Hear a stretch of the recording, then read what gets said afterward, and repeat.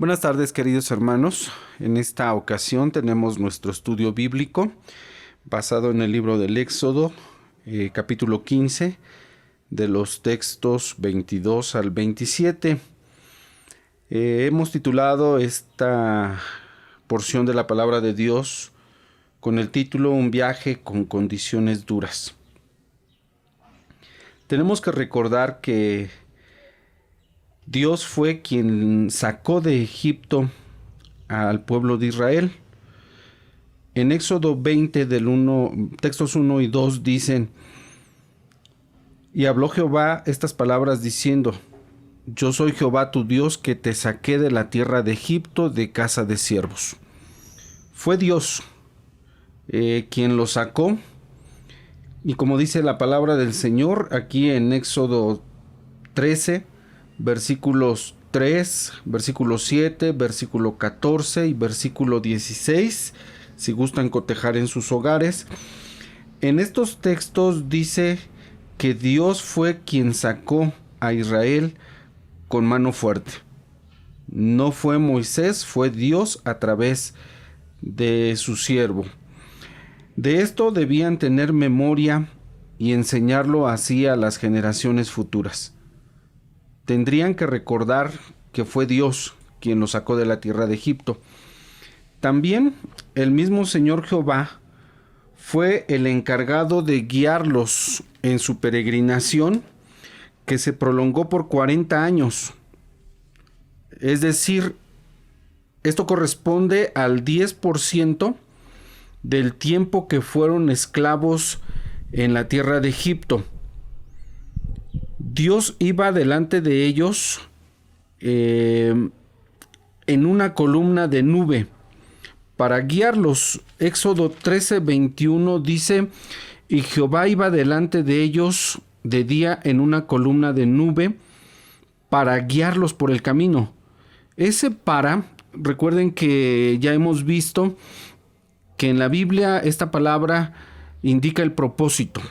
Entonces Dios iba delante de ellos en una columna de nube y el propósito era para guiarlos. Entonces ya hemos visto dos cosas: que Dios fue quien los sacó, y segundo, que Dios fue quien los guió.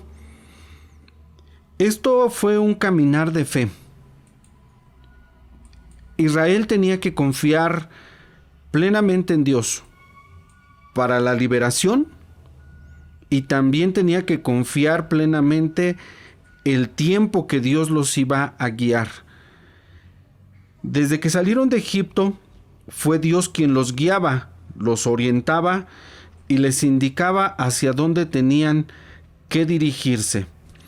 Éxodo 14, versículo 2, dice de esta manera: Habla a los hijos de Israel, que den vuelta y asienten su campo delante de Piairot, entre Migdol y la mar hacia Baal-Zephón. Delante de él asentaréis el campo junto a la mar. Una indicación muy clara, muy directa de lo que Dios estaba haciendo con el pueblo. No solamente los sacó, sino también los estaba guiando, y las indicaciones eran exactas, eran muy precisas: que den vuelta, que asienten su campo en tal lugar, ahí van a permanecer junto a la mar. Eso es lo que les dice Dios. Entonces, en este andar de fe, Israel tenía que confiar solamente en Dios. Y lo hemos visto así en el recorrido que hemos hecho del libro del Éxodo. Capítulo 15, que se estudió hace 8 días, veíamos nosotros el cántico de Moisés. Hasta el versículo 22 del capítulo 15, pareciera que todo estaba bien. Israel había pasado aproximadamente un mes desde la salida de Egipto hasta este punto. Las condiciones de vida no eran las mejores para ninguno de los israelitas, inclusive para el mismo Moisés, quien sí sabía cómo era vivir o sobrevivir en el desierto, recordando que él había pasado 40 años de su vida apacentando los rebaños de su suegro en condiciones similares. Es decir, sabría cómo sobrevivir y anteponerse ante los desafíos de una vida en el desierto, obviamente sin dejar de confiar en Dios, porque Dios es el que los sustentaría. Y esta es la tercera cosa que quiero mencionar en este punto, en el caminar de fe, que Dios los sacó, que Dios los guió, pero también fue Dios quien los sustentó. Y estas cosas nos enseñan una dependencia plenamente de Dios. No de las circunstancias, no de las condiciones, no de los recursos, mucho menos de las personas. Dice la palabra de nuestro Dios, entonces, en esto que hemos mencionado, que un andar de fe, un caminar de fe guiados por la mano de Dios, pues siempre va a tener un buen resultado cuando nosotros depositemos esa fe y esa confianza en nuestro Dios. Así es, creo yo, la vida cristiana, sin temor a equivocarme, de una dependencia total de Dios. Desde que Dios nos saca de las tinieblas y nos traslada a la luz admirable, en todo el proceso que dura nuestra santificación en este mundo, ante los problemas, ante las adversidades de la vida, los problemas, las carencias que vamos enfrentando como cristianos, nosotros debemos aprender una sola cosa en este caminar de fe. Debemos aprender a depender completamente de Dios. En segundo lugar, las condiciones duras en las que Israel estaba padeciendo en este momento. Ya mencioné que había transcurrido un mes y parecía que todo iba viento en popa. Voy a leer en Éxodo 14, versículos 30 y 31, que dice de esta manera: así salvó Jehová aquel día a Israel de la mano de los egipcios, e Israel vio a los egipcios muertos a la orilla de la mar. Y vio Israel aquel gran hecho que Jehová ejecutó contra los egipcios. Escuchen esto: y el pueblo temió a Jehová, y creyeron a Jehová y a Moisés su siervo. Todo parece que iba bien. Había sido un éxito el haber salido de Egipto con mano poderosa. Sus enemigos ahora estaban ahogados en la mar. Moisés e Israel, según el capítulo 15, habían entonado un cántico que magnifica el nombre de Dios, que exalta el poderío de nuestro Dios. Un canto que tiene alcances hasta la eternidad. Y mencionamos esto porque Apocalipsis 15, versículos 3 y 4, refieren precisamente ese cántico. Y bueno, yo quiero proporcionarles un dato que espero que les sirva y que no se les olvide. El cántico de Moisés está registrado en Éxodo 15. Y en Apocalipsis 15, el mismo capítulo, 15, versículos 3 y 4, dice de esta manera: y cantaban el cántico de Moisés, siervo de Dios, y el cántico del Cordero, diciendo: grandes y maravillosas son tus obras, Señor Dios Todopoderoso. Justos y verdaderos son tus caminos, Rey de los santos. ¿Quién no te temerá, oh Señor, y engrandecerá tu nombre? Porque solo tú eres santo. Por lo cual todas las naciones vendrán y adorarán delante de ti, porque tus juicios son manifestados. El contenido del cántico de Moisés en Éxodo 15 está resumido en Apocalipsis 15, versículos 3 y 4. Este es, vamos a decir, el WinZip. Este es todo el cántico comprimido, reducido a 2 versículos. Y en estos versículos se exalta el poderío de Dios, manifiesta el poder de Dios, su grandeza, y avergüenza a las naciones, lo ocurrido con Egipto.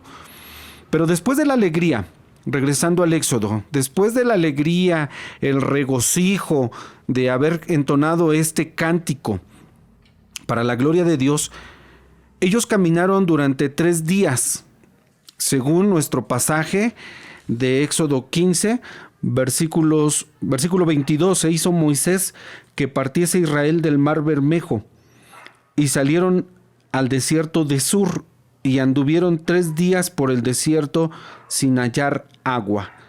3 días. El desierto de Sur, esta palabrita en hebreo significa muro. A ese lugar es al que ellos llegaron. Durante 3 días caminaron sin hallar agua. Una carencia. Estas son las condiciones duras del recorrido. Llegaron, dice el versículo 23, a Mara. Y llegaron a Mara y no pudieron beber las aguas de Mara porque eran amargas. Por eso le pusieron el nombre precisamente de Mara.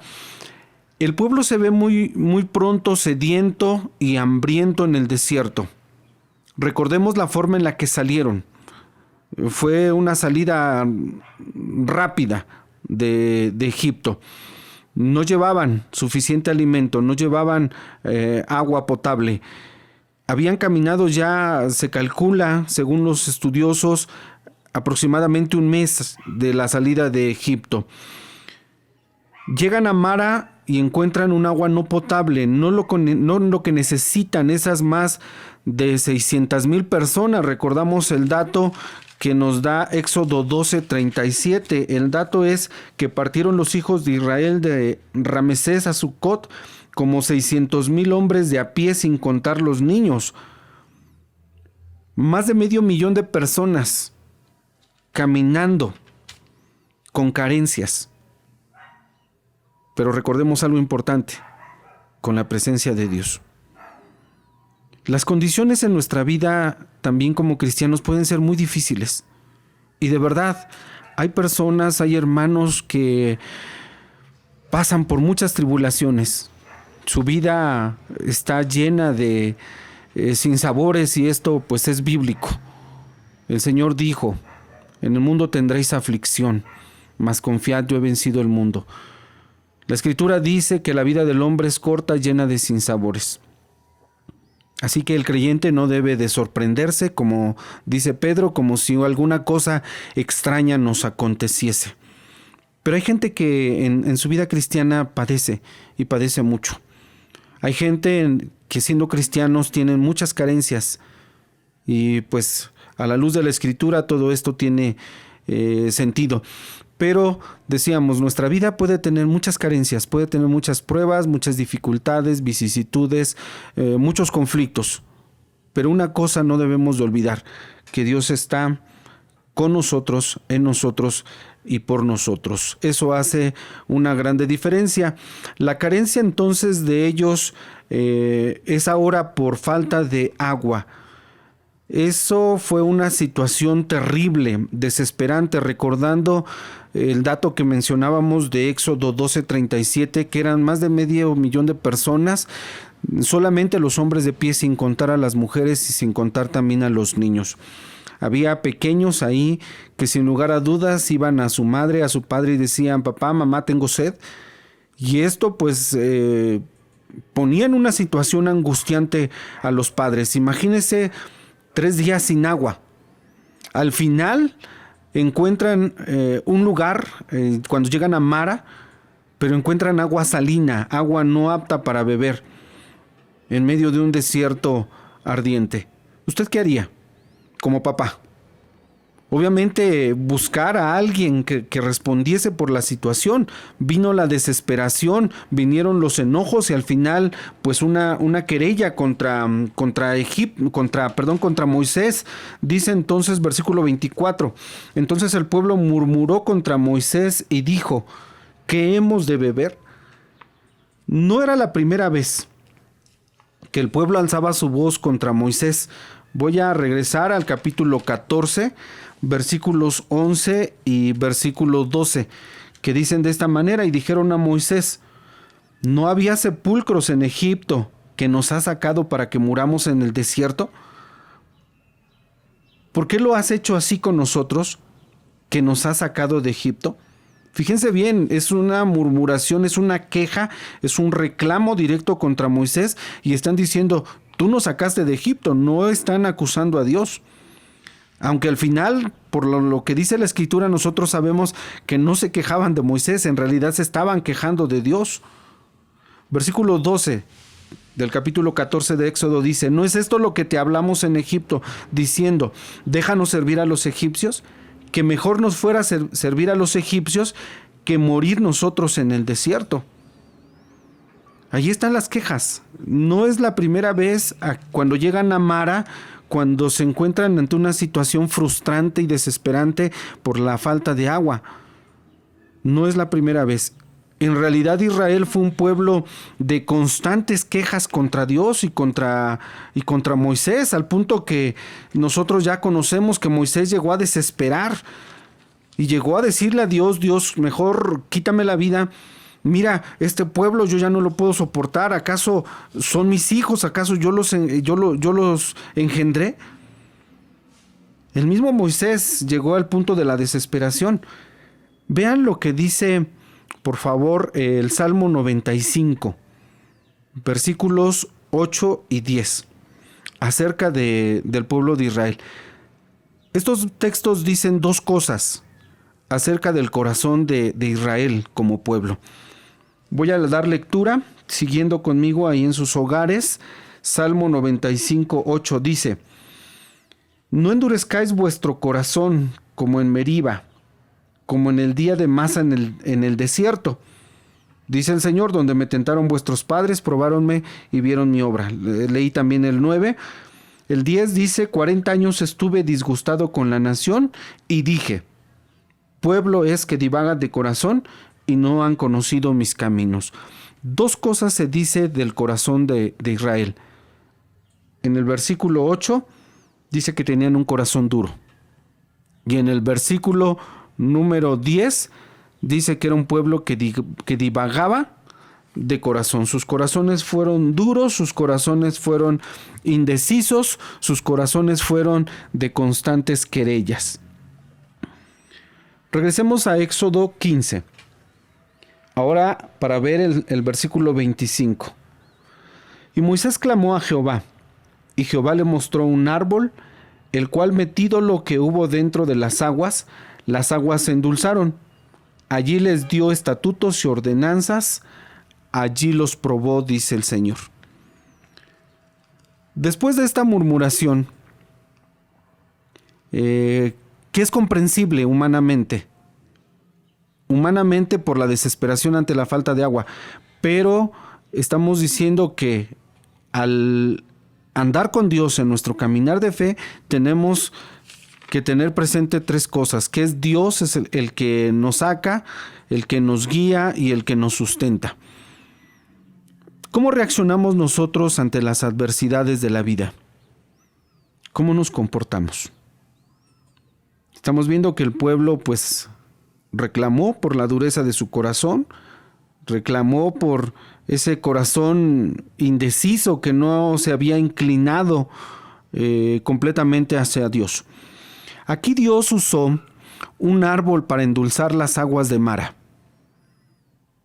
Dicen los comentaristas que había allí un árbol, dicen algunos arbusto, que tenía una propiedad muy particular, que absorbía la salinidad de las aguas.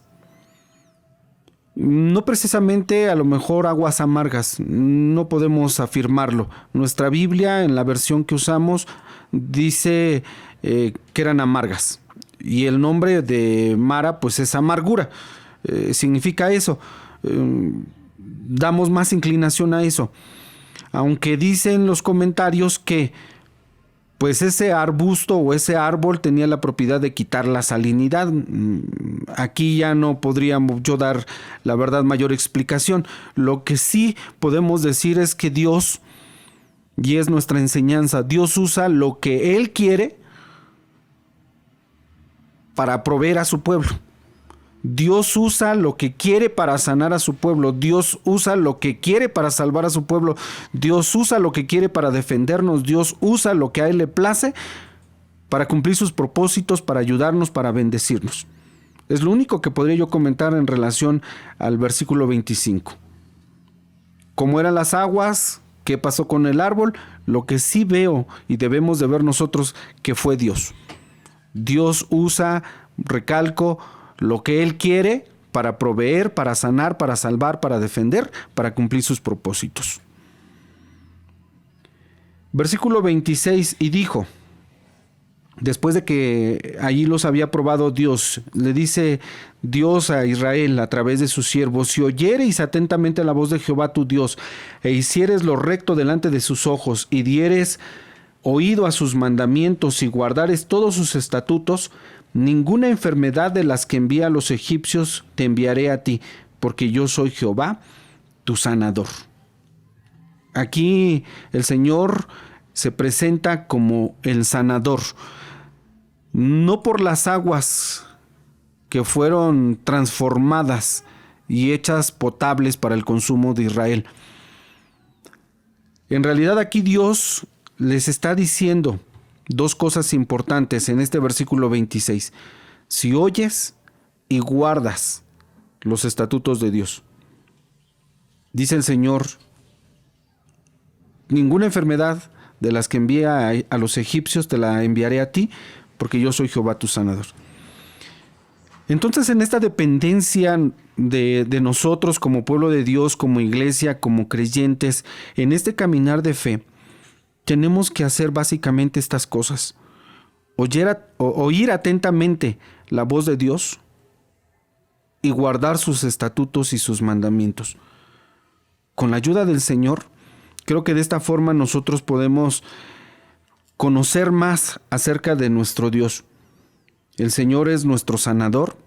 Dice el Salmo 103, es el que nos corona de favores y misericordias, es el que sacia de bien nuestra boca, de modo que nos rejuvenezcamos como el águila, es el que nos corona de favores, es el que rescata del hoyo nuestra vida.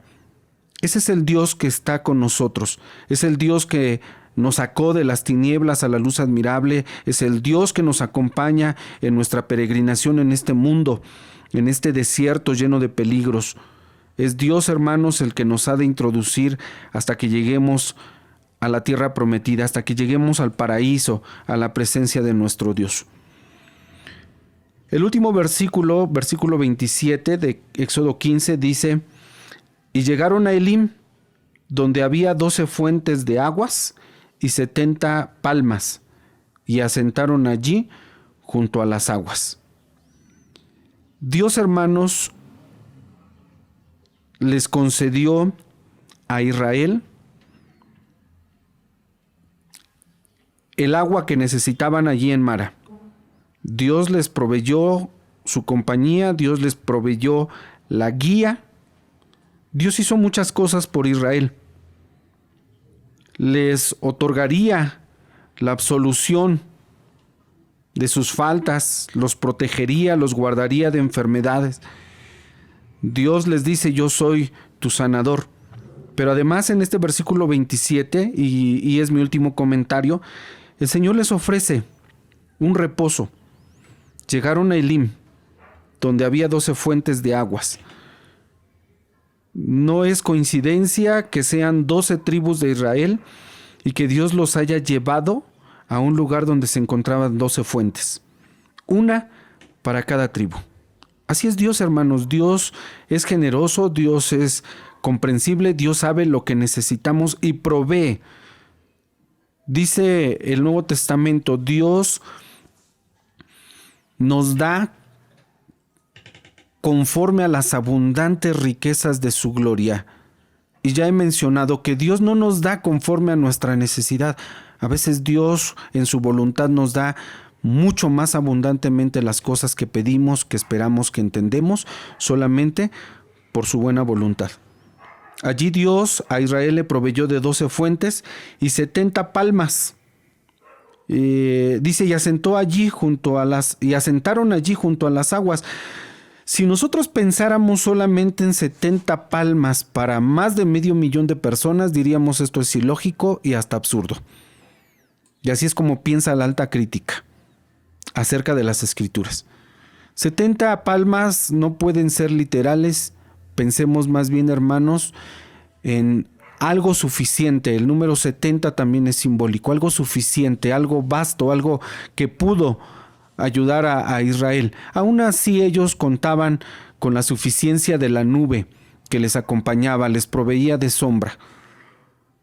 Pero Dios, hermanos, en su bondad, en su grande amor, en su consideración para el pueblo, aún sabiendo que eran de corazón duro, de dura cerviz, y que su corazón no estaba completamente inclinado hacia Dios, aún así el Señor, en su amor y en su misericordia, los llevó a este lugar y dice, terminando este capítulo 15, asentaron allí junto a las aguas.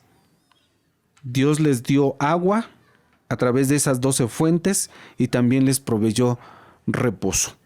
Y esto nos hace recordar las palabras del Salmo número 23, el salmo que todos conocemos, donde precisamente dice el salmista que el Señor es nuestro pastor, que nada nos falta, que Él nos lleva a lugares de delicados pastos y allí nos hace yacer, nos hace descansar junto a aguas de reposo. Es donde el Señor nos pastorea, conforta nuestras almas, nos guía por sendas de justicia por amor a su nombre. Y aunque andemos por valle de sombra y de muerte, no debemos temer mal alguno, porque su vara, su cayando nos infunde el aliento, etc. Hermanos, tenemos un Dios maravilloso, no tenemos por qué dudar que nuestro peregrinar por este mundo, en nuestro caminar, sea un caminar de fe, sabiendo, hermanos, que solamente debemos de confiar en nuestro Dios. Que el Señor les bendiga, reciban un fuerte abrazo de nuestra parte a la distancia y también, hermanos, un cariñoso saludo.